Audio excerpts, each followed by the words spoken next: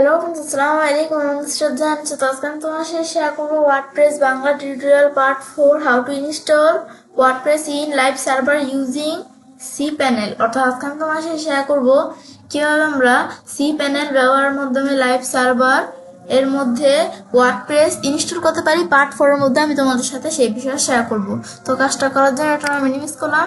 ব্যাস করার পর বিষয়টা করার জন্য এখন আমরা আমাদের যে বিষয়টা করব সেই ক্ষেত্রে এখন আমরা আমাদের এদিক থেকে আমার কিন্তু এই ওয়ার্ডপ্রেসের বিষয়টা করার জন্য সেই ক্ষেত্রে আমার কিন্তু এখানে আমি যদি যে লাইভ সার্ভারের বিষয়টা করার জন্য কিন্তু আমার ডোমেন আর আমাদের যদি এই যে এখান থেকে আমাদের এই যে হোস্টিং যেটা আমাদের ডোমেন আর হোস্টিং সার্ভার যদি আমাদের পারচেস করা থাকে তা আমি যদি যে আমার কিন্তু এখানে একটা আমাদের ডোমেন কিন্তু পারচেস করা আছে এই যে আমার hbonline.xyz।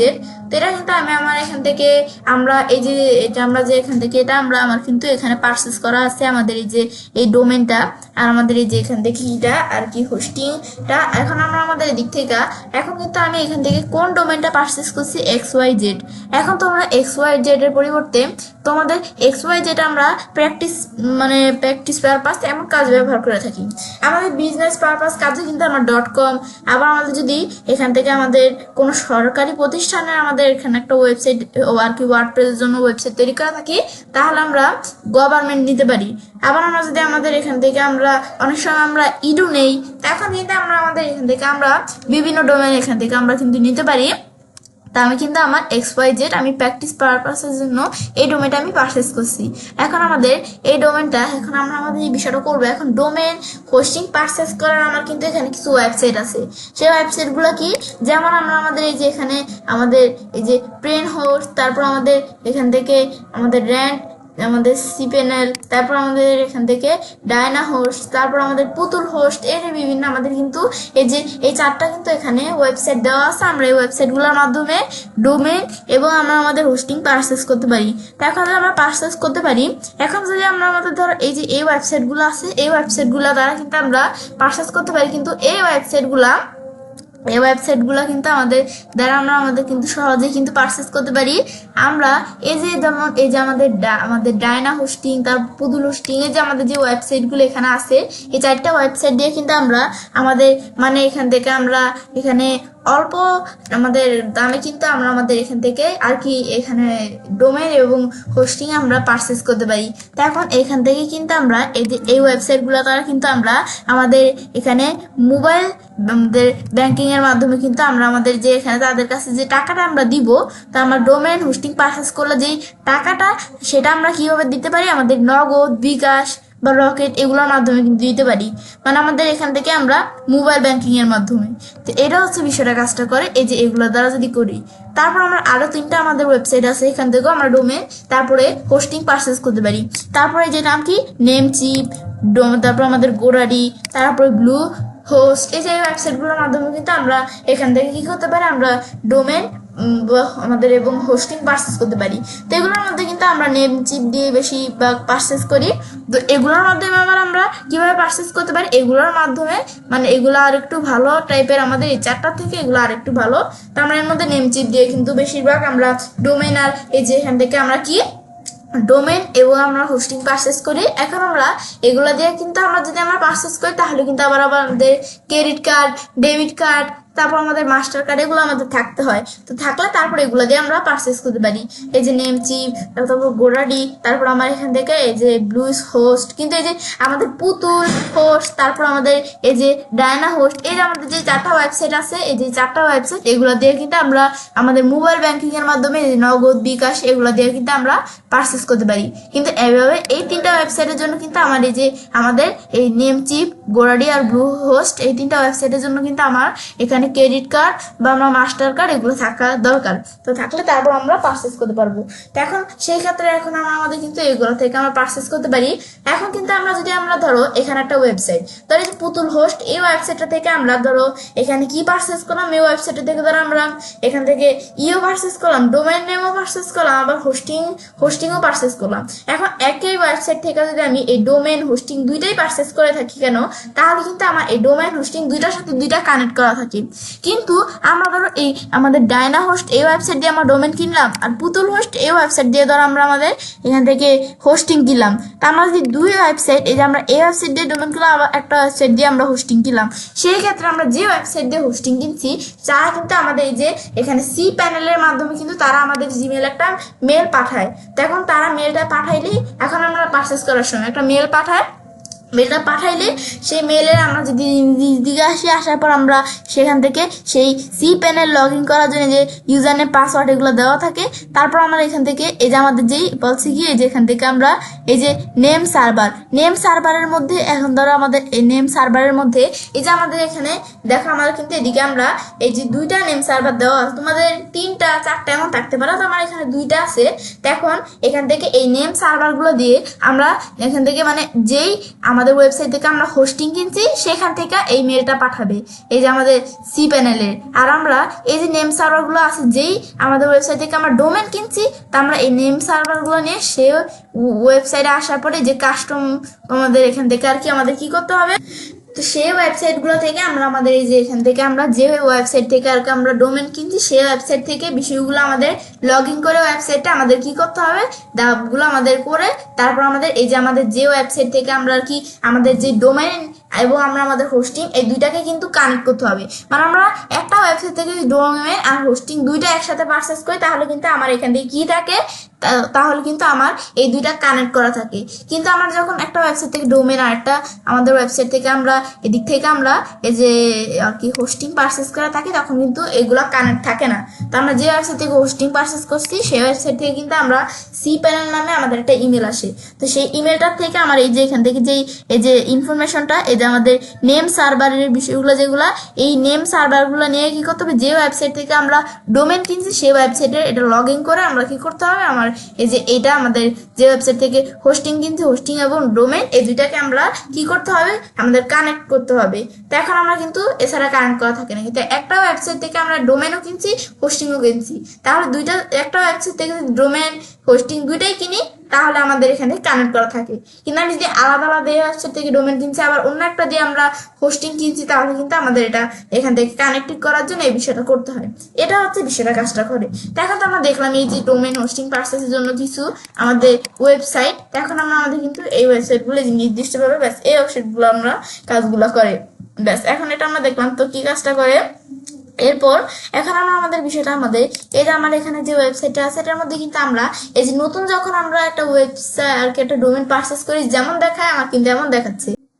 এখন আমরা আমাদের বিষয়টা এখন করার জন্য এখন ধরো আমরা আমাদের এখান থেকে আমরা কি করতে হবে, আমার এই যে ওয়েবসাইটটা যে ডোমেনটা এখন এই ডোমেনের পাশে আমাদের এখান থেকে অবলিক দিয়ে সি প্যানেল লিখতে হবে, লেখার পর আমি এন্টার প্রেস করলাম, বেস প্রেস করার পর কিন্তু আমার এখান থেকে এটা কিন্তু ওপেন হচ্ছে সি প্যানেলের বিষয়টা। ওপেন হওয়ার পর এখন আমাদের বলছে কি এই সি প্যানেলের আমরা এখান থেকে বলছে এদিক থেকে আমরা ইউজার নেমটা দিতে হবে, ইউজার নেম দেওয়া আছে আমার, তারপর আমরা আমাদের এই যে এখান থেকে আমরা পাসওয়ার্ডটা দিতে হবে।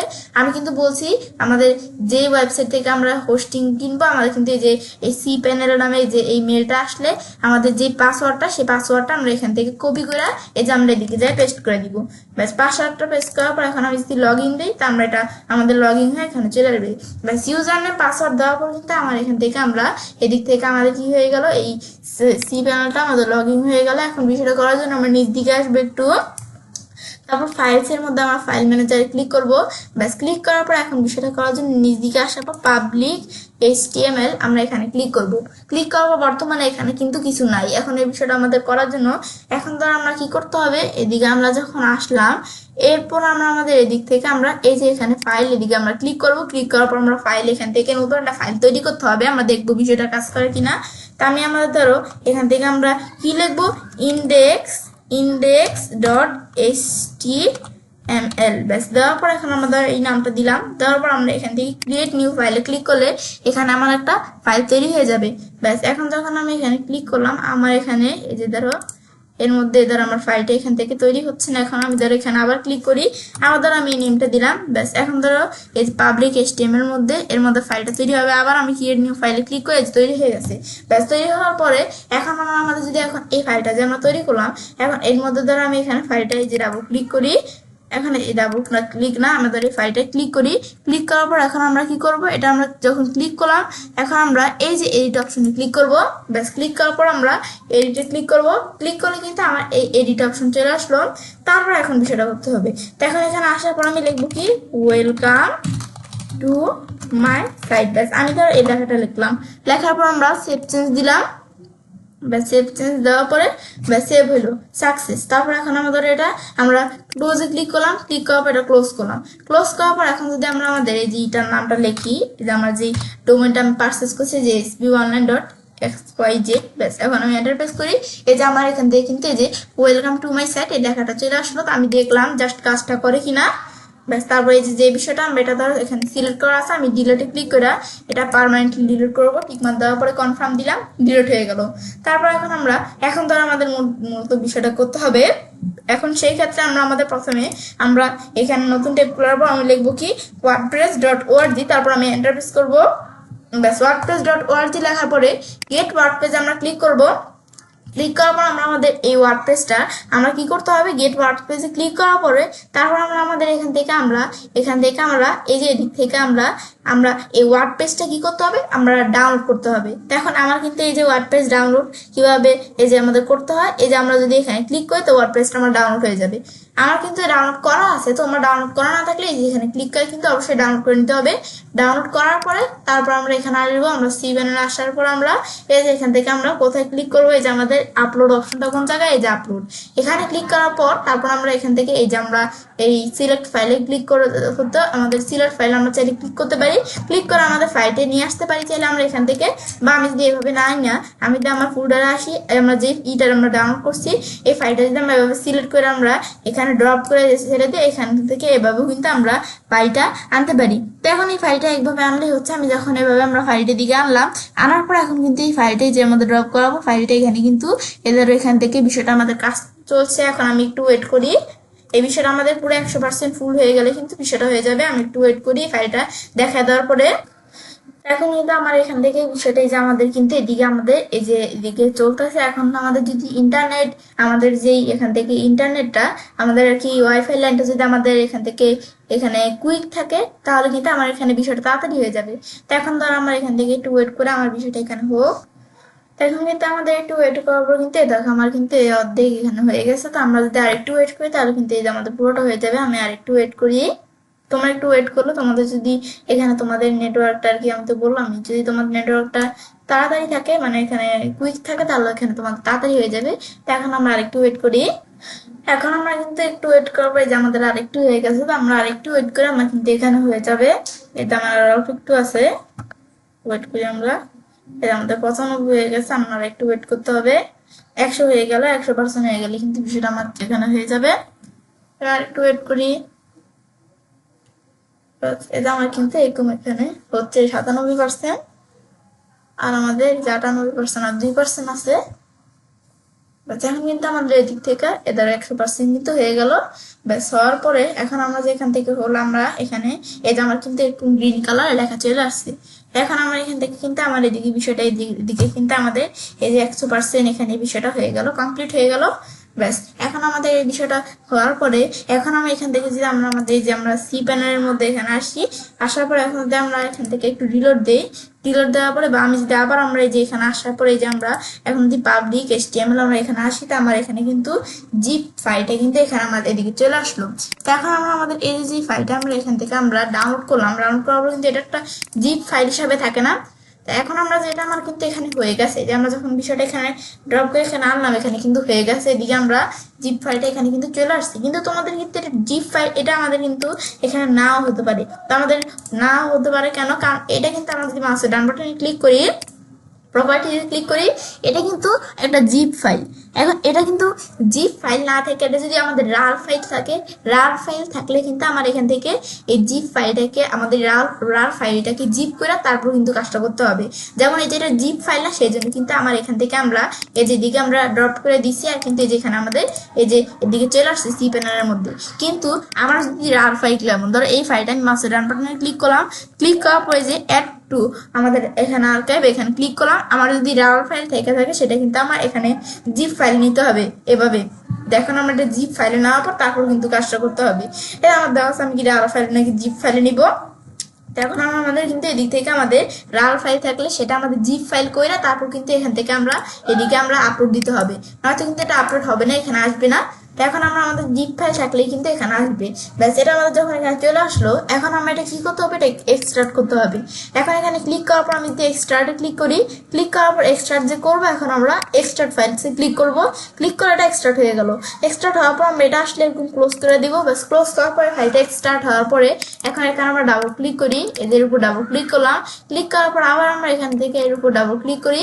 এখন আমার এখানে যে ফাইলগুলো আছে আমি এই যে এখান থেকে আমরা এই সিলেক্ট অল দিয়ে এটা সিলেক্ট করলাম। সিলেক্ট করার পর এখন আমরা এটা মুভে ক্লিক করবো, মুভ করার পর এটা আমি মুভ করে কোন জায়গায় নিয়ে যাবো, এই যে আমরা এখানে নিয়ে যাবো সরাসরি আমরা। ব্যাস এখানে আমাদের দেখানোর পরে তারপর আমি যদি এখন মুভ ফাইলে ক্লিক করি, এই ফাইলগুলো কিন্তু ডাইরেক্ট আমরা এই যে পাবলিক HTML এখানে চলে আসলো। ব্যাস এখানে আবার আসার পর আমাদের কিন্তু একটা ফোল্ডারের মধ্যে আসছিল, এখানে চলে আসলো।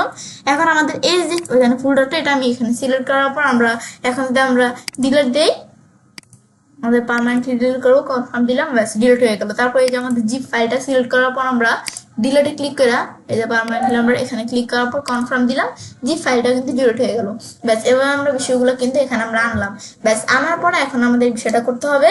ব্যাস এখন আমরা কি করবো, এদিকে আসার পর তারপর আবার আমরা এখান থেকে আমরা সি প্যানেলে আসবো, আসার পর আমি নিচ দিকে আসবো, আসার পর আমরা এই ডাটাবেজের মধ্যে আমরা কিন্তু এখান থেকে এই যে PHP MyAdmin দিয়ে করতে পারি, কিন্তু আমরা তো লোকাল সার্ভার দিয়ে কাজটা করতেছি না। লোকাল সার্ভার দিয়ে করলে আমাদের এখান থেকে করতে পারি। আমি যেহেতু লাইভ সার্ভার আকারে বিষয়টা তৈরি করতেছি, তো এখন আমরা এই যে ডাটাবেজ, এই যে আমাদের যেটা অপশনটা এখানে আমি এখানে ক্লিক করব, ক্লিক করলে কিন্তু অপশনটা এখানে চলে আসলো ডাটাবেজের অপশনটা। তো এখানে আসার পরে এখন তারপর আমরা আমাদের এই যে এখান থেকে যে ইটা আছে আমাদের এই যে ওয়েবসাইটটা আমরা ওপেন করি, এগুলো আমি ধরো ডিলিট করে এগুলো ক্লোজ করে দিলাম। এখন আমাদের এই যে আমাদের অনলাইন XYZ এটা আমাদের দেওয়ার পর এখন আমরা এদিক থেকে আমরা কি লিখবো, আমরা এই যে স্ল্যাশ দিয়ে আমরা লিখবো YP মাই অ্যাডমিন। এই যে আমরা YP মাই অ্যাডমিন এখানে চলে আসছে অটোমেটিকলি। এখন এন্টার প্রেস করি, প্রেস করলে কিন্তু এরকম অপশন চলে আসবে। আসার পর এখানে আমরা এই ইউনাইটেড স্টেটস এটা আমরা এখান থেকে তোমাদের যে ল্যাঙ্গুয়েজ দিতেছে দেখা দেওয়ার পর কন্টিনিউ দিব। ব্যাস কন্টিনিউ দেওয়ার পরে তারপর আমরা এখানে আমাদের এই যে কি কি বিষয়গুলো এখানে থাকবে, database name, user name, password, তারপরে যে এই বিষয়গুলো আমার এখানে থাকবে। তো এই বিষয়গুলো আমি এখান থেকে কি করে নিব, আমাদের নোটপ্যাডে লেখা নিব। তাছাড়া লোকাল সার্ভারের উপর তো বিষয় আমার ভিডিও চ্যানেলে দেওয়াই আছে, তোমরা চ্যানেল দেখতে পারো বলছি। এখন আমাদের এই লাইভ সার্ভার বিষয়টা যে আমরা ডাটাবেজ, তারপরে এই যে আমরা এই ডাটাবেজ ইনফো লেখাবো, database name, user name, password এগুলো দিব। দেওয়ার পরে তারপর আমরা আমাদের এখানে আসার পর আমরা এই যে আমাদের যে অপশনটা আমাদের ডাটাবেজ এই নেমটা দিতে হবে। তো এখন কি একটা ডাটাবেজের আমি ধরো আমার একটা নাম দিলাম, ধরো ডাটাবেজের নাম কি ইচ্ছে আমি আমার নামটা দিলাম। বেশ দেওয়ার পর তারপর আমি এখন এখানে ম্যাক্সিমাম কত ক্যারেক্টার দেওয়া আছে, তারপর আমি নেক্সট স্টেপে ক্লিক করলাম। ক্লিক করার পর তারপর আমাদের এখানে বলছে এই আমাদের এখান থেকে এই যে ডাটাবেজের ইউজার নেম দিতে বলছে। এখন ডাটাবেজের ইউজার নেম ধরো এই যে আমার যে নেমটা এটা আমি সিলেক্ট করব, সিলেক্ট করার পর নেমটা ধরো আমি এখানে কপি করব। কপি করার পর আমার এই যে নেমের এদিকে আমরা এসে এই নেমটা আমি পেস্ট করে দিব। ব্যাস তারপর আমাদের ডাটাবেজের ইউজার নেম, তো ডাটাবেজের ইউজার নেম এখন কিন্তু নেম দিয়েছি শুধু আমি ইচ্ছে, কিন্তু আমার কিন্তু এখান থেকে এই যে ইটা সহকারে এই যে HB অনলাইন এটা সহকারে কিন্তু কপি করে এখানে পেস্ট করে দিতে হবে। তারপর আবার আমরা ইউজার নেমটা ধরো আমি দিলাম কি নুসরাত। বাস ইউজার নেম দেওয়ার পরে তারপর আমরা ইউজার নেম যখন দিলাম এরপর আমরা এই পাসওয়ার্ডটা দিতে হবে। পাসওয়ার্ড দিতে পারি বা আমি যদি পাসওয়ার্ড জেনারেটরে ক্লিক করবো পাসওয়ার্ড জেনারেট করতে পারি। এখন এই পাসওয়ার্ডটা আমি ধরো সিলেক্ট করে কপি করলাম, তারপর আমি ক্যান্সেলে ক্লিক করলাম। ব্যাস ক্লিক করার পর এখন পাসওয়ার্ডটা আমি পেস্ট করে দিলাম, আবার পেস্ট করতে হবে। ব্যাস পেস্ট করার পর তারপর আমরা এখানে এভাবে যখন ভেরি স্ট্রং, পাসওয়ার্ডটা খুবই স্ট্রং, এখন তারপর আমি যদি যে ক্রিয়েট ইউজারে ক্লিক করি বিষয়টা তৈরি হয়ে যাবে। এর আগে আমার এখান থেকে যেই এখান থেকে পাসওয়ার্ডটা ধরে আমি সিলেক্ট করে আমরা আমাদের কপি করব। কপি করার পর কিন্তু আমাদের এই পাসওয়ার্ডটার দিকে আমাদের পেস্ট করে দিতে হবে। এই পাসওয়ার্ডটা ধরে এখানে আমরা ডিলিট করে যে এখানে আমরা পেস্ট করব। আর ইউজার নেমটা আমরা ধর পেস্ট করছি, ধর আমাদের যে ইউজার নেমটা আমি এখানে আসলাম, এই যে আমি এখন আমরা ক্রিয়েট ইউজারে ক্লিক করি। ব্যাস ক্লিক করার পর কিন্তু এই যে আমার এখান থেকে আমরা ইউজার নেমটা কপি করতে হবে। ব্যাস এখন আমরা এই যে জায়গা থেকে ইউজার নেমটা কপি করে এখন এই ইউজার নেমটা আবার আমরা নোটপ্যাডে ইউজার নেমের জায়গায় পেস্ট করে দিলাম। পেস্ট করার পর তারপর আমরা যদি আমরা আমাদের এখানে ব্রাউজারে আসি আমরা ব্যাস আসার পর তারপর এই যে অল এই যে অপশনটা টিক মার্ক দিয়ে দিলাম। তারপর নিচ দিকে আসার পর আমি নেক্সট স্টেপে ক্লিক করব। ব্যাস নেক্সট স্টেপে ক্লিক করার পর ব্যাস এখন নেক্সট স্টেপে ক্লিক করার পর বিষয়টা আমাদের কিন্তু তৈরি হয়ে গেল।